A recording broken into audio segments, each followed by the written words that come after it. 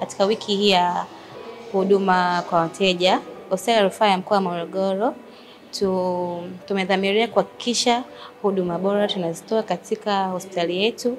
Pia kama kitengo changu cha private ward, tunadhamiria kutoa huduma kwa wateja kwa wakati, kuhakikisha mteja anapata huduma bora. Kama tunavyojua huduma bora ni kipaumbele chetu, hivyo tunahakikisha mgonjwa anapata matibabu kwa wakati, anaonwa na madaktari bingwa kwa wakati, na tunatatua changamoto zake in case kuna changamoto.